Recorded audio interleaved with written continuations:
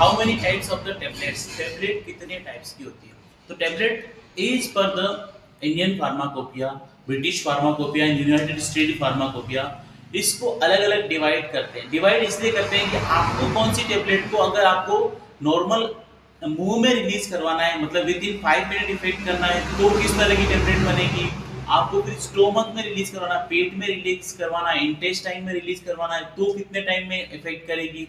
उसके बाद में नेक्स्ट जो आती है, आपको अगर आपने देखा होगा कि कुछ टेबलेट में लिखा होता है कि एसआर सस्टेन रिलीज, मतलब कि इंटेस्टाइन में, छोटी आंत बड़ी आंत में रिलीज करवाना है, तो कितने टाइम में इफेक्ट करेगी। और कुछ टेबलेट आती है जो कि कैंसर पेशेंट के लिए बनाई जाती है, वो कितने टाइम में असर करेगी।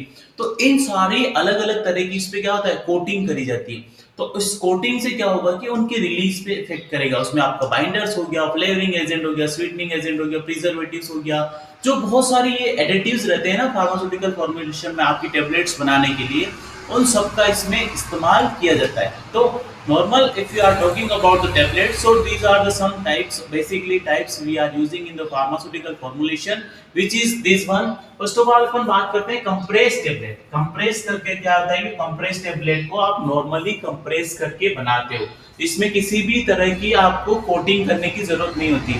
ये टेबलेट आपको विदाउट कोटिंग बनाई जाती है, जो कि क्या करती है कि इसको डायरेक्ट ही आप रिलीज करने के लिए काम में ले सकते हैं।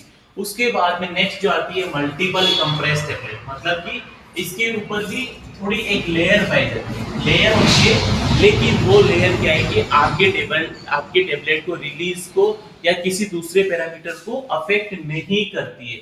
नेक्स्ट जो आती है आपकी एंट्रिक कोटेड टेबलेट। एंट्रिक कोटेड क्या होता है? तो ये टेबलेट क्या कोट होती है, सेल्यूलोज से हो सकती है। तो उसका काम क्या होता है कि एल्कलाइन कंडीशन में डिसोल्व हो जाती है। कहाँ पे? आपकी स्मॉल इंटेस्टाइन है, मतलब एंट्री कोटेड जो भी टेबलेट आएगी उसका आपने देखा होगा 2 या 3 घंटे में उसका असर आना शुरू हो जाता है, तो एंट्री कोटिंग करते हैं। उसके बाद में नेक्स्ट जो आपकी आती है चीएबल टेबलेट। आपने देखा होगा अगर आपका जी घबराता है, मोशन सिकनेस होती है, तो उन पेशेंट को क्या करते हैं, बोलते हैं कि आप ये टेबलेट ले लो, जबान के नीचे रख लो। या फिर जिन पेशेंट्स को हार्ट अटैक आता है, उन पेशेंट को आइसोसोर्बाइड की टेबलेट दी जाती है। बोला जाता है कि हार्ट के अभी आप ना जीभ के नीचे रख लो, 5 मिनट में आपको असर आ जाएगा। या फिर कुछ कुछ पेशेंट को दर्द बहुत भयानक होता है, तो उनको भी दिया जाता है कि जबान के नीचे रख लो, असर हो जाएगा। तो उस टेबलेट को क्या कहा जाता है, चीएबल टेबलेट, मतलब जबान के नीचे रखा और तुरंत वो डिसइंटीग्रेट, मतलब कि रिलीज होना शुरू हो जाती है। तो ये टेबलेट चीएबल में आती है। फिर नेक्स्ट जो आती है आपकी फिल्म कोटेड, मतलब कि इसमें कोटिंग रहती है, फिल्म कोटेड टेबलेट। तो फिल्म कोटेड टेबलेट क्या होती है? तो फिल्म कोटेड टेबलेट में these are the conventional tablet coated by the film polymer to improve the appearance of the formulation and mass test। आपकी फॉर्मुलेशन के टेस्ट को बढ़ाएगी, उसके बाद फॉर्मुलेशन के रिलीज टाइम को बढ़ाएगी, और बहुत कुछ फैक्टर्स रहते हैं जो कि इसकी फिल्म कोटिंग के द्वारा अपन कर सकते हैं कि भाई पेट में रिलीज करना है, छोटी आंत में, बड़ी आंत में, या मुंह में, कहाँ रिलीज करना है, इस कोटिंग पे डिपेंड करेगा। उसके बाद में आता है आपका शुगर कोटेड। शुगर कोटिंग, क्या शक्कर की कोटिंग टेबलेट में की जाती है क्या? शुगर कोटेड टेबलेट,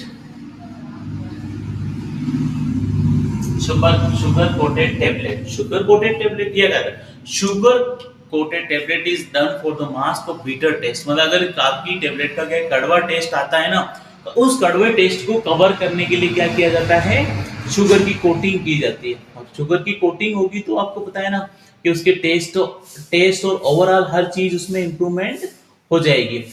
उसके बाद में नेक्स्ट जो आप बता रहे थे, नेक्स्ट वन कौन सा है? नेक्स्ट वन है कंट्रोल रिलीज टेबलेट। ये क्या होती है? Control release tablet. Control release tablet क्या होती है? कंट्रोल रिलीज क्या करती है? Maintain a constant drug concentration for a specific period of time और मिनिमम साइड इफेक्ट, मतलब कि ड्रग कंसंट्रेशन को एक स्पेसिफिक पीरियड, मैंने बताया था ना आपको कि भाई सस्टेन रिलीज दिखा है, कुछ दवा 8 घंटे, 12 घंटे, 10 घंटे तक असर करती है, तो उसमें कंट्रोल रिलीज का बहुत ही बड़ा गेम रहता है। उसके बाद में नेक्स्ट है बकल टेबलेट। ये बकल टेबलेट क्या होती है?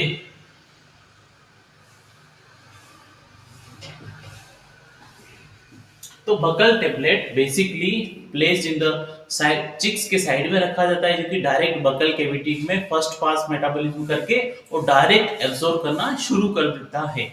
और नेक्स्ट वन है सबलिंगुअल।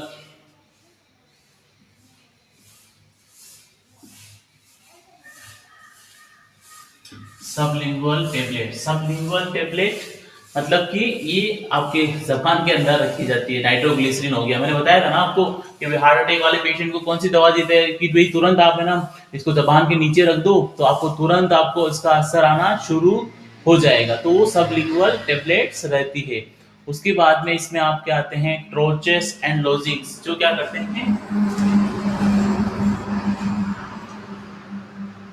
ट्रोचेस एंड लॉजिंग्स क्या है कि लोकल इफेक्ट के लिए माउथ और थ्रोट को स्लोली डिसॉल्व करते हैं। जैसे लोकल एनेस्थेटिया आ गया आपका, एंटीसेप्टिक हो गया, एंटीबैक्टीरियल एजेंट हो गया। फिर नेक्स्ट जो आते हैं डेंटल कॉन। आपको दांत दर्द होता है ना तो वहां पे कोई छिड़कने के लिए आइटम्स दिए जाते हैं, तो उनको क्या कहता जाता है, डेंटल कॉन कहा जाता है, जो कि कंप्रेस टेबलेट होती है, जो कि सॉकेट उनका टूथ एक्सट्रैक्शन के बाद एम्प्टी हो जाता है। 20 से 40 मिनट इनका नॉर्मल मतलब है ना ये असर रहता है। नेक्स्ट जो बात करेंगे, अब बात करेंगे कि भाई है ना रूट्स ऑफ ये जो रहते हैं ना एडमिनिस्ट्रेशन, इनको कैसे कर सकते हैं टेबलेट को आप।